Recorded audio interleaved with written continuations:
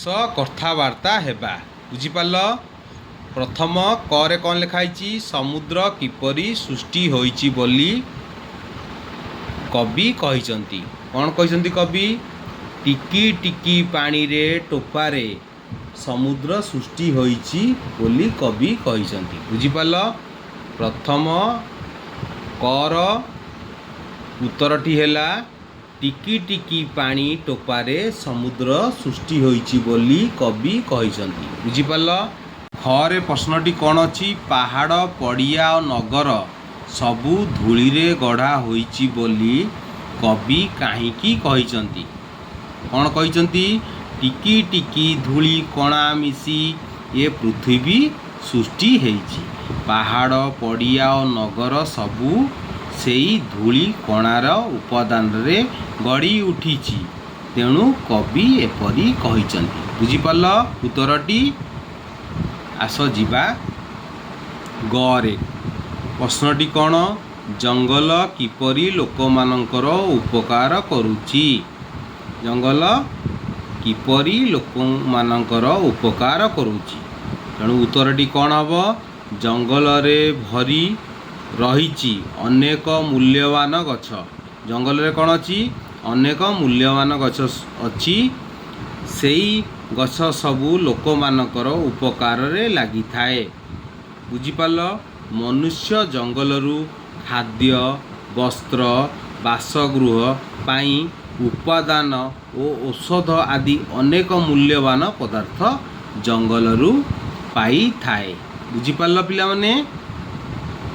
उत्तरटी बुझिपाल। आस जिबा घ को। घर प्रश्नटी कौन?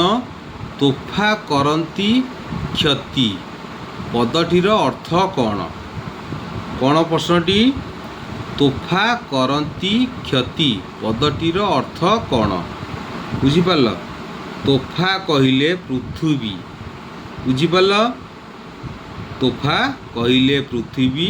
तोफा कहिले उज्जवल।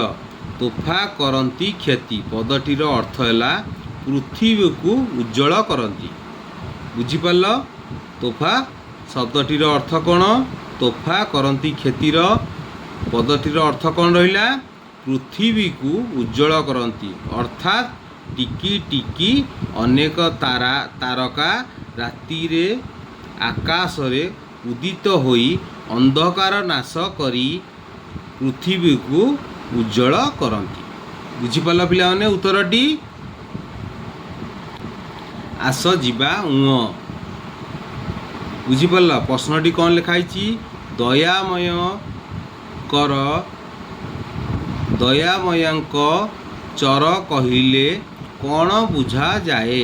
दयामयंक चर कहिले कौन बुझा जाए। बुझिपाल पिला माने? प्रश्नटी दयामयंकर चर कहिले भगवानकर दूत को बुझाए। बुझिपाल। दयामयंकर चर कहिले भगवानकर दूत को बुझाए। जेउ लोक अन्य लोकंकु दया भाव देखाए सेही केवल ये पृथ्वी रे दयामयंकर चर रूपे परिगणित हुए। बुझिपाल पिला माने? उँटी दयामयंकर चर कहिले कौन बुझाए? दयामयंकर चर कहिले भगवानकर दूत को बुझाए। जेउ लोक अन्य लोकंकु दया भाव देखाए सेही केवल ये पृथ्वी रे दयामयंकर चर रूपे परिगणित हुए। बुझिपाल। कौन लिखाई प्रश्नटी? कौन कले आमर जीवन सार्थक हेब। प्रश्नटी कौन? कौन कले आम जीवन सार्थक हेब। जीवन काल मध्य टिकी टिकी महर्त कार्य करी जीवन काल मध्य टिकी टिकी महर्त कार्य करी अन्यर उपकार साधन करि पारिले आम जीवन सार्थक हेब। बुझिपाल। उत्तरटी आस जिबा परवर्ती प्रश्न को।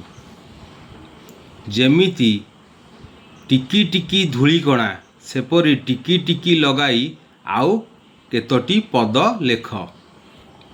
टिकी टिकी कौन हब गछ टिकी टिकी कौन हब चढ़ई टिकी टिकी कौन हब माछ टिकी टिकी कौन हब तारा टिकी टिकी पिला बुझीपार प्रश्नटी 3 नंबर प्रश्नटी कौन लिखाई तले 4टी शब्द लेखा होईची प्रति शब्द तले 2टी लेखाएं एपरी शब्द लेखिबा जेपरी तलकू तल थिबा शब्द गुड़िक एका भली शुभु थिबो बुझीपार आउ थे प्रश्नटी पढ़ीजा तले 4टी शब्द लेखा जाइछि प्रति शब्द तले 2टी लेखाएं एपरी शब्द लेखिबा जेपरी तलकू तल थिबा शब्द गुड़िक एका भली शुभु थिबो जेपरी सिंधु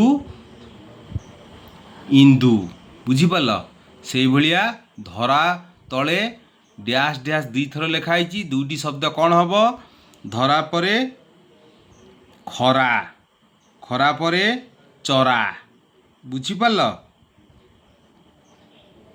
तापरे धन धन तले कौन हम वन वन तले कौन हम मन हैला धनर 2टी शब्द कौन वन मन धरार कौन है खरा चरा बुझीपार सेमती नरर कौन हम सर कर बुझीपार नंबर प्रश्नटी कौन लिखाई आस तल शब्द गुड़िकर अर्थ अभिधानरू बाहर करवा और लेखिबा बुझीपार आस तल शब्द गुड़िकर अर्थ अभिधानरू बाहर करी लेखिबा धरार कौन हम धरा हूँ कौन ता शब्दटी अर्थ कौन हम पृथ्वी धरार कौन हम पृथ्वी हैला क्षतिर कौन हम क्षतिर कौन हम पृथ्वी तोफार कौन हम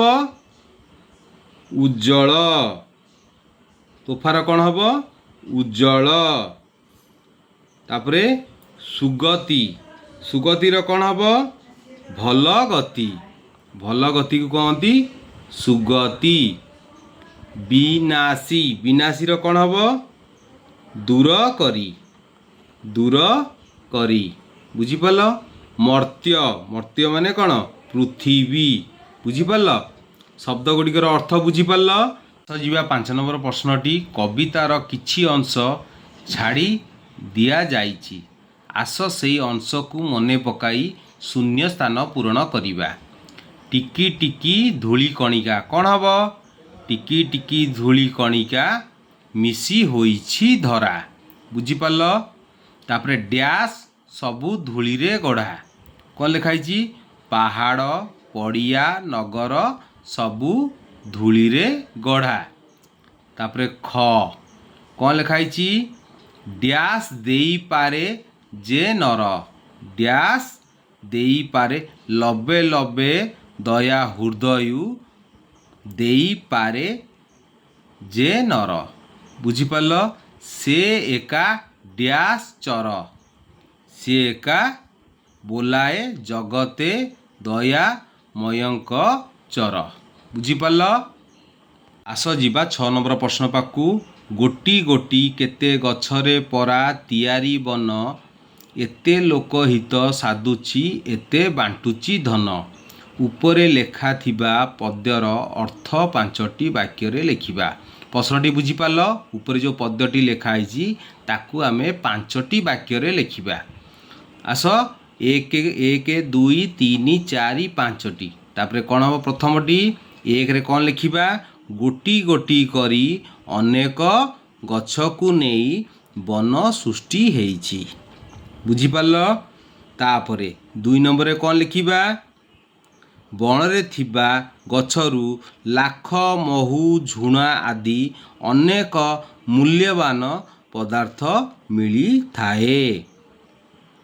3 रे कौन लिखिबा बासगृह पाई लोक माने बणरू काठ ओ बाउंस पाई थांती बुझीपार 4 नंबर कौन लिखिबा गछ गुड़िकरू लोक माने आहार पाई स्वादिष्ट फल पाई थांती 5 रे कौन लिखिबा बणरे ଥିବା ବହୁ ବୃକ୍ଷଲତାରୁ ଔଷଧ ତିଆରି ହୋଇଥାଏ।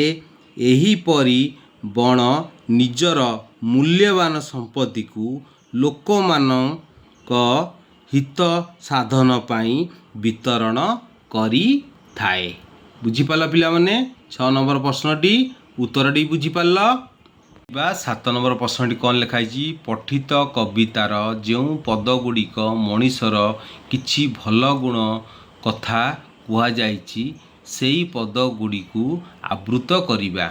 ମଣିଷ ପାଇଁ କବିତାରେ କେଉଁଠି ଭଲ କଥା କୁହାଯାଇଛି ସେହି ପଦଗୁଡ଼ିକୁ ଆମେ ଏଠି ଲେଖିବା। ବୁଝିପାରିଲ ପ୍ରଶ୍ନଟି? ଆସ ଜାଣିବା ଉତ୍ତର। ଭଲ କଥା କ'ଣ ଲେଖା ହେଇଛି ଶୁଣ। ଲବେ ଲବେ ଦୟା ହୃଦୟୁ ଦେଇପାରେ ଯେ ନର, ସେ ଏକା ବୋଲାଏ ଜଗତେ ଦୟାମୟଙ୍କର ଚର। ପଦୁ ପଦ କଥା ମଧୁର ଯେହୁ ଭାଷଇ ମୁଖେ, ପରକୁ ଆପଣା କରି ସେ ବାନ୍ଧି ପାରଇ ସୁଖେ। ବୁଝିପାରିଲ? ଏଇ ପଦଟି ମଣିଷର ଭଲ କଥା କବି କହିଛନ୍ତି। ବୁଝିପାରିଲ? 8 ନମ୍ବର ପ୍ରଶ୍ନ ପାଖକୁ ଯିବା। ଯେମିତି ସିନ୍ଧୁର ଅର୍ଥ ବୁଝାଉଥିବା ଆଉ କେତୋଟି ଶବ୍ଦ ହୋଇଛି ସାଗର, ସମୁଦ୍ର, ପାରାବାର, ସେହିପରି ତଳେ ଶବ୍ଦଗୁଡ଼ିକର ଅର୍ଥ ବୁଝାଉଥିବା ଆଉ 3ଟି ଶବ୍ଦ ଲେଖିବା। ତଳେ ଯେଉଁ ଶବ୍ଦ ଗୁଡ଼ା ଲେଖା ହେଇଛି ତାର ଆଉ 3ଟି ଅର୍ଥ ଲେଖିବା। କ'ଣ ଲେଖା ହେଇଛି ତଳେ? ପ୍ରଥମଟା ହେଲା ଧରା। ଧରାର 3ଟି ଆଉ ଅର୍ଥ କ'ଣ? ଧରାର ଧରଣୀ, ଧରିତ୍ରୀ, ବସୁନ୍ଧରା। ବୁଝିପାରିଲ? ତା ଉତ୍ତର ଗୁଡ଼ିକ କ'ଣ କ'ଣ ହେବ? ଧରାର ଧରଣୀ, ଧରିତ୍ରୀ, ବସୁନ୍ଧରା। ବନର କ'ଣ ହେବ? କାନନ, ଅରଣ୍ୟ, ବିପିନ। ବୁଝିପାରିଲ? ବନର କ'ଣ ହେବ? କାନନ, ଅରଣ୍ୟ, ବିପିନ।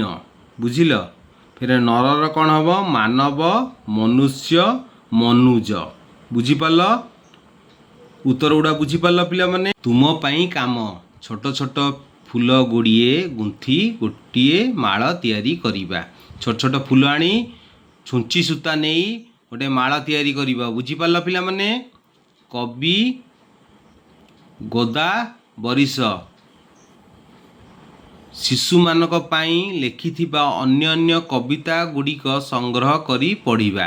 ତେଣୁ କବି ଯେଉଁ ଗୋଦାବରୀଶ ଶିଶୁମାନଙ୍କ ପାଇଁ ଆଉ କ'ଣ କବିତା ଲେଖିଛନ୍ତି ତାକୁ ସଂଗ୍ରହ କରି ପଢ଼ିବା। ବୁଝିପାରିଲ?